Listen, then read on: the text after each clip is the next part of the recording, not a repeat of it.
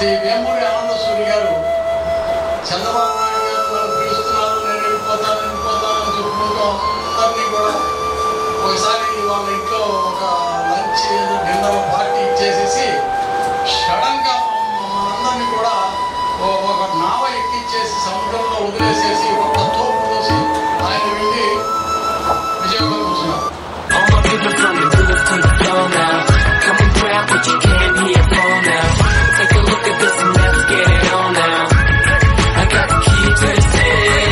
ఒక చిన్న సభ ఇంతవరకు మొదలు కాలేదు. మొదలు పెట్టే ముందు మన ప్రార్థనా గీతము అలాగే జ్యోతి ప్రచురణ చేయాలి. అందరినీ పిలిచాం కానీ మీకు ఇంట్రడక్షన్తోనే మొదలుపెట్టాం కాబట్టి పెద్దలందరూ వచ్చి జ్యోతి ప్రచురణ చేస్తారు. తర్వాత కడియాల ప్రభాకర్ రావు గారు ప్రార్థనా గీతంతో సభ ప్రారంభం.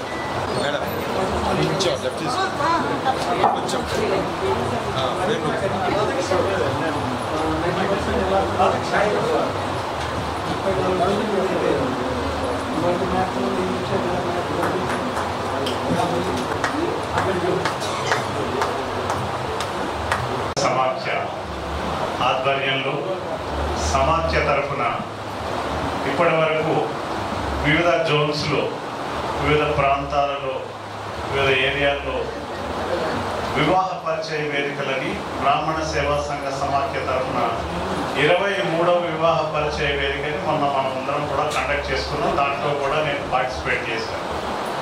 23 సంవత్సరాలు కంటిన్యూస్గా సమాజంలో సేవా దృక్పథంతో వివాహాల సమస్య ఏ రకంగా ఉంది, ఈ వివాహాల సమస్యను సాల్వ్ చేయడానికి ఎన్ని రకాలుగా ఎన్ని సంఘాలు ఎన్ని సంస్థలు ప్రయత్నం చేస్తున్నాయి.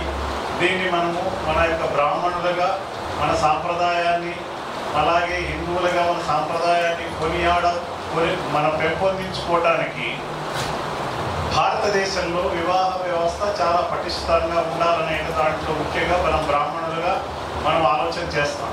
దానికి అనుగుణంగా ఈ రోజు జరుగుతున్నటువంటి అనేక కార్యక్రమాల్లో చాలా ఇబ్బందులు పడుతున్నటువంటి పరిస్థితుల్లో ఈ యొక్క గ్రేటర్ హైదరాబాద్ అనేటువంటి సిటీ ఇది ఒక మెట్రోపాలిటన్ సిటీ.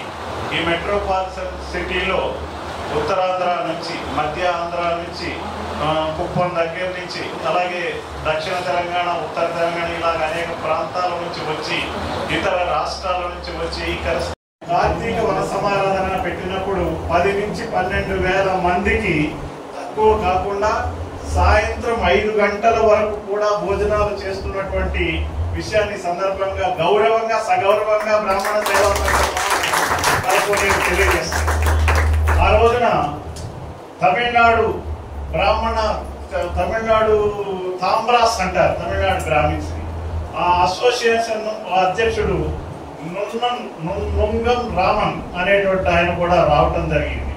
ఆయన రావయ్యా, నేను కూర్చోవయ్యా, నేను అందరి ముందు సమక్షంలో సన్మానిస్తామని చెప్తుంటే ఆయన కూర్చోకుండా మన చేసిన ప్రోగ్రాంలన్నీ రిసీవింగ్, ఆటల పోటీలు, పాటల పోటీలు, సామూహిక సత్యనారాయణ స్వామి వ్రతాలు, మరి 108 పార్థివలింగాలకి అర్చన, అభిషేకము, గోపూజ, సువాసిని పూజ, మరి గణపతి పూజ, పుణ్యావచనము, ఇలా ఇత్యాది కార్యక్రమం. అందరూ మహిళలందరూ సామూహిక శ్రీ లలితా సహస్ర పారాయణ, విష్ణు సహస్రనామ పారాయణ, ఇలాగ ఒక్కొక్క బ్యాచ్ ఒక్కొక్క ఏరియాలో ఒక్కొక్క కార్యక్రమాలు చేస్తుంటే ఒక పక్కన పిల్లల్ని ఆడిస్తూ పాటలు పాడిస్తూ ఉంటే, ప్రవచనాలు చెప్పేటటువంటి ప్రవచనకర్తలు స్టేజ్ మీద ప్రవచనాలు చెబుతూ ఉంటే, పక్కన భోజనాలు, టిఫిన్లు, కాఫీలు అన్ని అక్కడ జరుగుతూ ఉంటే కోలాహలంగా ఇది 12,000 మందితో జరిగినటువంటి ఒక బ్రాహ్మణ సేవా సంఘ సమాఖ్య.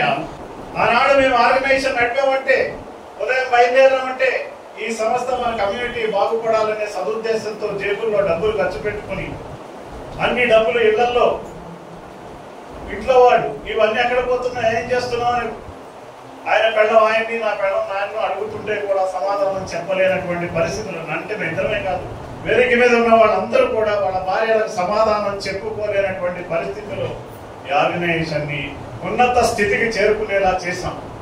ఒక ఉన్నతమైన సంఘంగా 25 సంవత్సరాలుగా మన ఈ ఆర్గనైజేషన్ నడుపుతున్నప్పుడు ఈ ఆర్గనైజేషన్ కి మరి జరుగుతున్న పరిణామాల్లో నేను ఆంధ్రాలో ఉండటం వల్ల ఇక్కడ సత్యనారాయణమూర్తి గారు మీ అందరినీ కూడా క్రోడీకరించి ముందుకు తీసుకెళ్తున్నటువంటి పరిస్థితి ఇక్కడ మీకు కనబడుతుంది. అలాగే మరి అధ్యక్షులు రాధాకృష్ణ గారు మరి ఇంటికి అఫిడవిట్ ఇవ్వకపోతే, అడ్రస్ ఉన్న ఇంటికి అఫిడవిట్ ఇవ్వకపోతే రిజిస్ట్రేషన్ చేయడం రిజిస్టార్ అంటే అప్పటికప్పుడు రిజిస్ట్రేషన్ కి అఫిడవిట్ ఇచ్చింది కేతవరపు నారాయణరావు గారిని ఈ సందర్భంగా తెలియజేశారు. రిజిస్ట్రేషన్ నెంబర్ వేసాడు, అఫిడవిట్ ఏదన్నాడు, తెల్లమొహం వేసాం మేము అఫిడవిట్ అంటే మాకు తెలియక. ఆయన కూర్చోబెట్టి పెండింగ్ లో పెట్టండి సార్, ఫైల్ పెండింగ్ లో పెట్టండి, అరగంటల అఫిడవిట్ ఇస్తాం, బయటకు వచ్చి అఫిడవిట్ కొట్టించుకొచ్చి ఆయన ఇంటికి ఆయన ఎక్కడికో వెళ్తే కూడా సార్ ఇలా ఉంది మన రిజిస్ట్రేషన్ పెట్టుకోమన్నా కదా, మా ఇల్లు కాదు సార్ మీరు సంతకం కావాలని చెప్పి ఆయన చేత సంతకం తీసుకుని మళ్ళీ వెళ్ళి అఫిడవిట్ సబ్మిట్ చేసిన తర్వాత ఈ యొక్క రిజిస్ట్రేషన్ నెంబర్ 387/2006 సంవత్సరంలో వచ్చిందనే సంగతి సందర్భంగా తెలియదు. ఈ ఆర్గనైజేషన్ లో మరి ఆనాడు జోనల్ వ్యవస్థను సృష్టించింది అన్నదానం సత్యనారాయణమూర్తి గారు.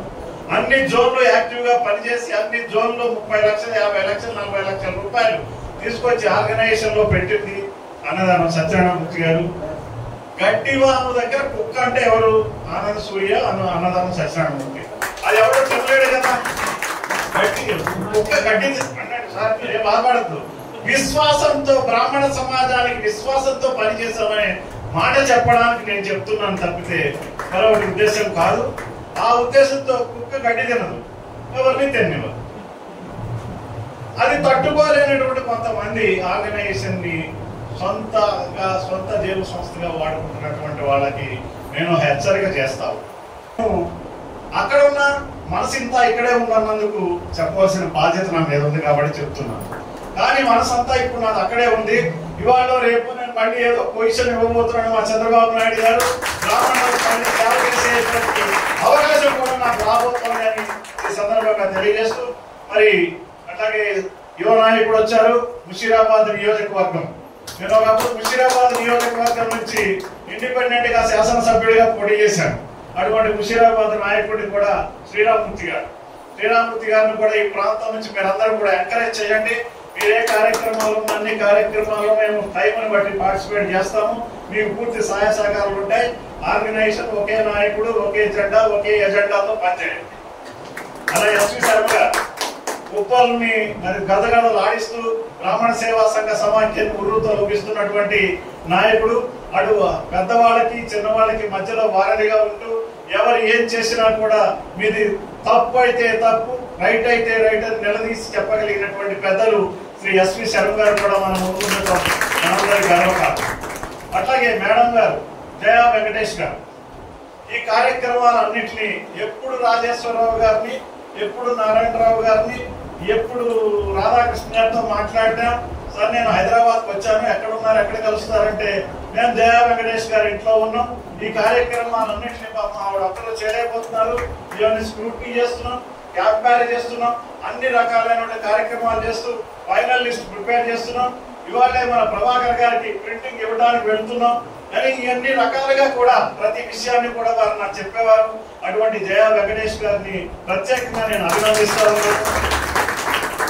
మరి ఈ కార్యక్రమంలో ఈ యొక్క పద్ధతిలో మనం ముందుకెళ్తే ఇవాళ ఇక్కడ మనం చిన్న కార్యక్రమంగా ఒక చిన్న సోషల్ గ్యాదరింగ్ లా మనం ఇక్కడ కూర్చున్నాం.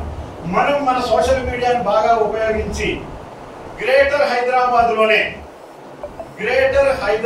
లోనే సుమారు 30 లక్షల మంది బ్రాహ్మణ్యం ఉన్నారని మీ అందరికీ తెలియజేస్తున్నాం. హైదరాబాద్ ఆంధ్రప్రదేశ్ వెళ్ళిపోవడానికి ఎట్లా తెలుసా మీరు అడగచ్చు. కానీ ఎవ్రీ ఫార్ట్ నైట్ నేను ఇక్కడ ఉంటా, ఇక్కడ ఉన్నటువంటి సమస్యలన్నీ తెలుసుకుంటూ ఉంటా, ఇక్కడ ఉన్నటువంటి పరిస్థితులన్నీ తెలుసుకుంటూ ఉంటా. గతంలో కేసీఆర్ గారు చీఫ్ మినిస్టర్ గా ఉండి బ్రాహ్మణులకి ఒళ్ళబడి చేశాను, అన్ని చేశానని చెప్పేవాడు. ఏం చేశాడంటే రమణాచార్య గారి చేతుల్లో పెట్టుడు అంతే. రమణాచార్య గారు ఎవరికి ఇచ్చేవాడో ఎవరికి ఇచ్చేవాడు కదా, ఎవరికి ఇచ్చేవాడో తెలియదు. పక్కన ఉన్న వేణుగోపాలాచార్య గారు మాట్లాడచ్చు మాట్లాడకూడదు పక్కన పెడితే ఆయన కూడా సరిగ్గా దీన్ని తీసుకెళ్లాలని చెప్పి రమణాచార్య గారికి చెప్పలేనటువంటి పరిస్థితులు ఆ రోజున ఉంది. మరి ఇక్కడ సెటిలర్స్ అయిన వాళ్ళే సుమారు 10-15 లక్షల మంది ఉంటే, సెటిల్ అయిన వాళ్ళే 10-15 లక్షల మంది ఆంధ్ర బ్రాహ్మిన్స్ ఉంటే వీళ్ళెవ్వళ్ళకి స్కాలర్షిప్ వచ్చిన పాపాన పోలేదు, వీళ్ళెవ్వళ్ళకి విదేశీ విద్యకు రాలేదు, వీళ్ళెవ్వరికి సెల్ఫ్ ఎంప్లాయ్మెంట్ స్కీమ్ రాలేదు. ఏంది? తెలంగాణ బ్రాహ్మణ పరిషత్. దాన్ని మనం ఇప్పుడు సీరియస్ గా ఉద్యమం చేశా. ఆ రోజు మేము ఉద్యమం చేసాం. కలెక్టర్ ఆఫీస్ దగ్గర అందరు ఎమ్మెల్యేలకి ఆ రోజు ఇచ్చాను ఇందాక చెప్తారు. బిఎస్పి అధ్యక్షుడు కూడా ఇచ్చాం. చిక్కడపల్లిలోని పక్కనే ఉంది బిఎస్పి ఆఫీసు. ఆ బిఎస్పి ఆఫీస్కి వెళ్ళి నల్ల సూర్యప్రకాశరావుకి ఇచ్చాం, జయప్రకాష్ నారాయణకి ఇచ్చాం, సిపిఎం రాఘవులకి ఇచ్చాం. సిపిఎం రాఘవులు గంట కూర్చోబెట్టుకుని కర్పూరి ఠాకూర్ ఫార్ములాని ఎందుకు బ్రాహ్మణులకి అమలు చేయకూడదు, బీహార్ లో నాడు చీఫ్ మినిస్టర్ గా ఉన్నటువంటి కర్పూరి ఠాకూర్ నిమ్న జాతులతో పాటు బ్రాహ్మణులకు అగ్రవర్ణాలకి సరైనటువంటి ఫెసిలిటీస్ లేవు కాబట్టి ఈ ఫార్ములాని ఇంప్లిమెంట్ చేయండి, ఈ స్టేట్ వైజ్ కాకుండా నేషనల్ వైజ్ ఇంప్లిమెంట్ చేయాలని చెప్పి ఆయన గట్టిగా గళమెత్తి మాట్లాడినటువంటి వ్యక్తి కర్పూరి ఠాకూర్. అటువంటి ఫార్ములాని ఇంప్లిమెంట్ చేయాలన్నాడు. నారాయణ గారు ఆనాడు సెక్రటరీగా ఉండే నారాయణ గారు కూడా మరి మేము తప్పకుండా ఈ సమస్యను ముఖ్యమంత్రి గారి దృష్టికి తీసుకెళ్తామని చెప్పారు. మరి ఈ రకంగా అంతమంది ఆనాడు కేశవరావు పిసిసి అధ్యక్షుడు, ఆయన్ని కలిసాం, చంద్రబాబు నాయుడు గారిని కలిసాం. అందరినీ కలిసి ఇచ్చిన తర్వాత రాజశేఖర రెడ్డి గారిని ఫైనల్ కలిసిన తర్వాత రాజశేఖర రెడ్డి గారు కొంచెం పైనుంచి కింద చూశాడు. నా గురించి తెలిసి మీరు తెలుగుదేశం వాడని చెప్పి, తెలుగుదేశం వాడైనా ఎవడైనా సరే మేము జరిగింది ఇది, మీరు చేయవలసింది ఇది అని చెప్పి ఘంటాపదంగా చెప్పి అక్కడ ఇప్పుడు ప్రజాభవనం కాదు అక్కడ ఉండేవాడు ఆయన ఇల్లు. ఆయన ఇల్లుకి అందరూ కలిసి కూర్చుంటే 40 నిమిషాలు మాట్లాడాడు.